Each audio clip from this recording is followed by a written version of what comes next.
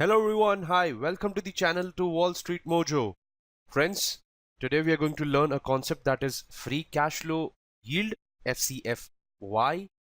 What exactly this is? Seems to be quite interesting one.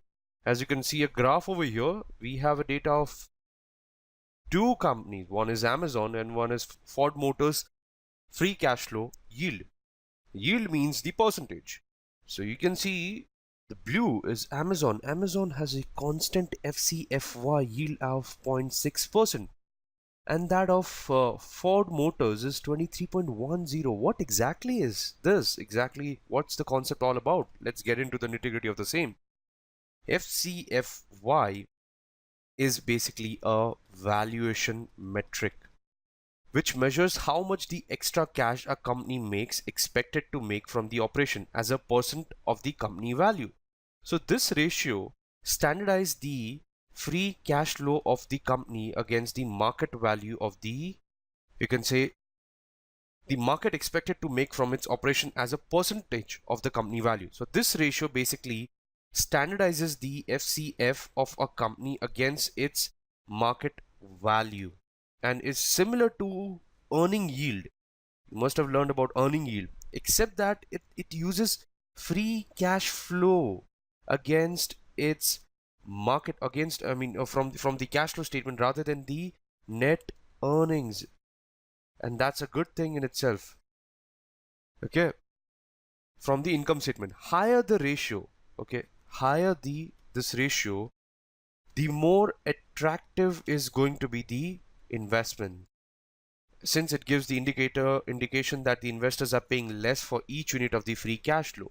Now, many stakeholders consider cash flow as more accurate of the company's performance compared to the earnings, since cash flow represents a firm's ability to sustain its operations. Furthermore, free cash flow gives a company a flexibility to increase its intrinsic value, since the cash flow left over can be used for paying dividends and interest, reducing the debt and acquisition and the future investments.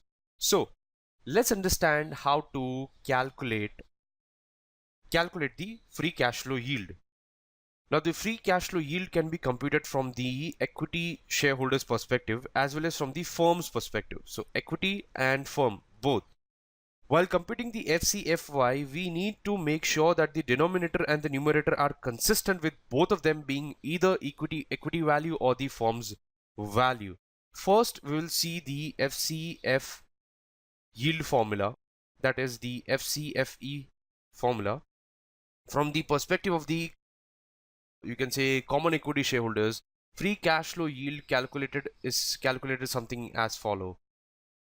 Now, the formula FCFF, okay, FCFY over here is equal to your free cash flow from the firm per share, that is the cash flow, the free cash flow to the equity. I'll just write over here as the cash flow of FCFE per share divided by the market price per share. So this is going to be the formula where FCFE over here, you can see at the very beginning, is basically your net income. So you can say FCFE is equal to your net income plus any non-recurring, expenses less any non-operating income plus non-cash operating expenses and less equity reinvestments. Non-cash operating expenses are added back since they are accounting expenses but not cash expenses. Further, non-recurring or non-operating income or expenses are excluded to derive recurring cash flow from the core operations.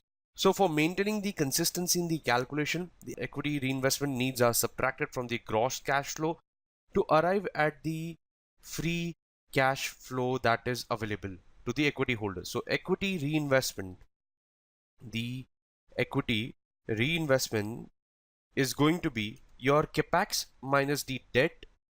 Okay, it's going to be capex less any debt plus any change in the working capital, right? You need to deduct any from this, you need to deduct, that is something that is any new debt issue minus any debt repayment, close the bracket, and less any,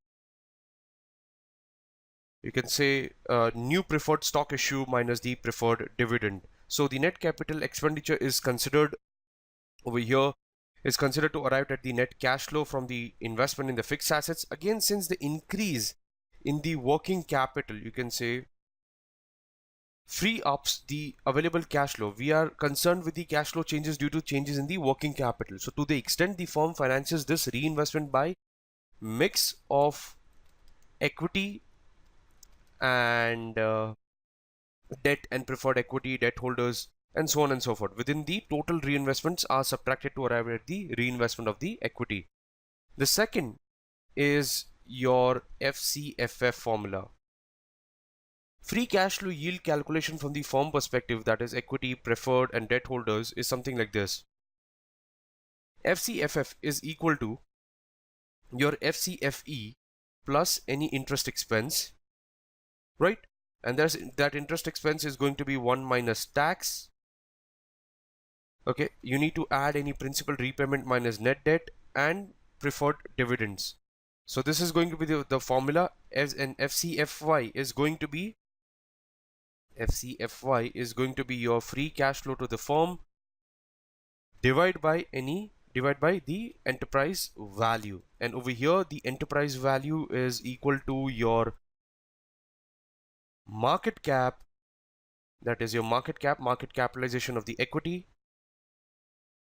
MC of equity, plus the debt less the cash.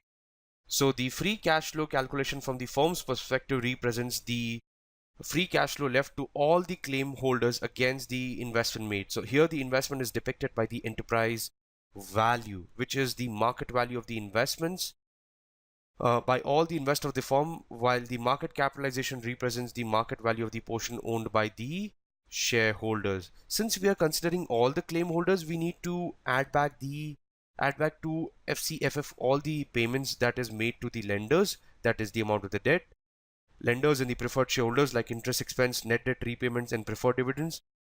A simpler way of calculating FCFF is subtracting the capital expenditure from the operating cash flows in the cash flow statement. So FCFF, you can say the operating cash flow, right, less the capital expenditures. Now you can see some data over here. This is of Amazon cash flow yield. See, in case of Amazon, when considering the property, plant, and equipment, the PPE, okay, in acquisition under the capital and built to suit lease, trailing 12 months FCFY is negative. It is negative, as you can see, minus 0.9% and 0.36%. In split of the company showing positive cash flows of $1.2 billion and $3.4 billion. That is in financial year 17 and 16. In spite of that, you have your FCFY as negative. Okay. So we can make the final conclusion based on these examples and what we studied. FCFY is an important financial metric which provides a more vivid picture of the financial health of the firm as compared to the net income. The ratio is valuable as it is relatable to the value received against the investment made. A company with a high cash flow compared to its assets may be overpriced in the market, leading to the lower FCFY and vice versa. So FCFY helps in analyzing the strength of the firm. Negative, you can say a negative free cash flow yield or negative free cash flow may indicate that the firm is not liquid enough in its operation and would need external funding for continuing its operation. So the continuous decline in the free cash flow may impact the future earning growth. In contrast, rising free cash flow allows the companies to self-finance without resorting to any costly external financing for growth, thus enhancing the shareholder value. So however, you can say that FCFY cannot alone be considered as the only metric for making investment decisions. And firms in the high growth rate for high growth phase may have a decent earning, but their cash flow may get fully consumed by capital expenditure. Hence, these firms may report lower, you can say, FCFI in spite of the promising growth prospects. Thank you, everyone.